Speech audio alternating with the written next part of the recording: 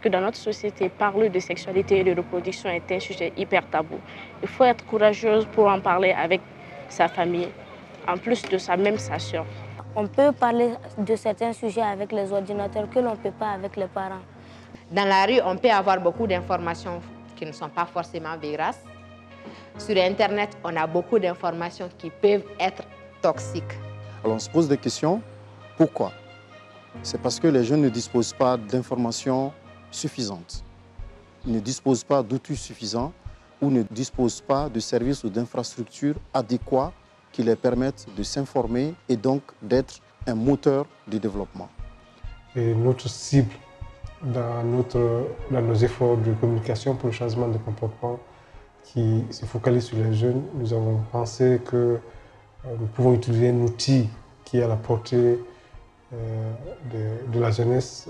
Nous avons eu l'idée de développer une application qui contient des informations sur la santé de la reproduction.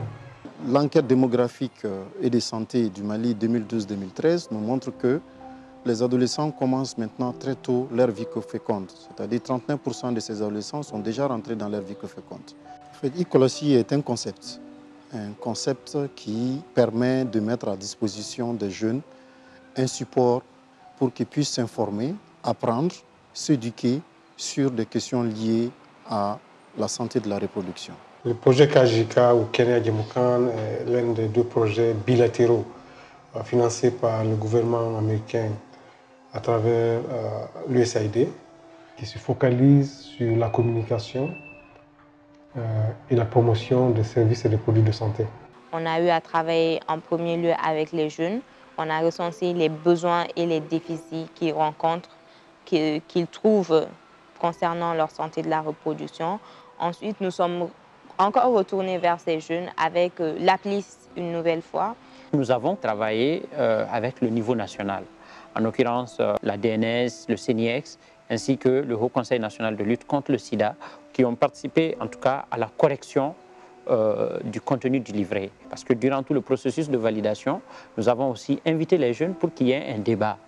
Nous avons rencontré les enseignants pour que le contenu soit le plus accessible possible aux jeunes et aux adolescents.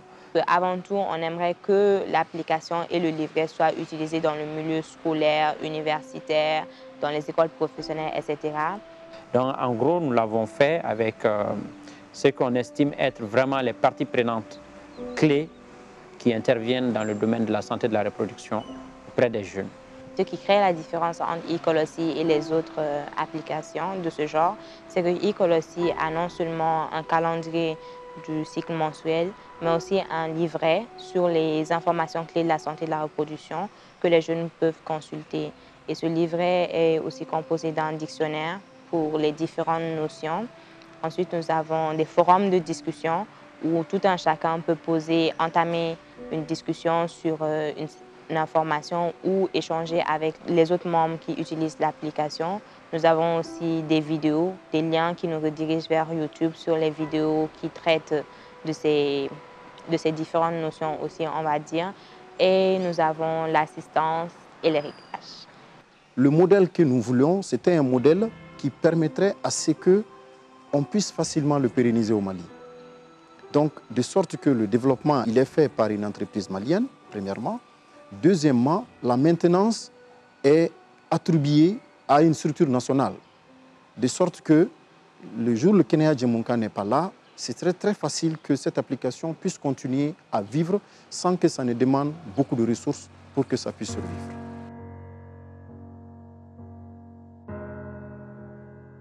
Quand on est jeune, on est un acteur de changement positif dans la vie de son pays, dans son entourage, entre autres. Le téléphone aujourd'hui est incontournable dans notre vie, particulièrement pour un jeune.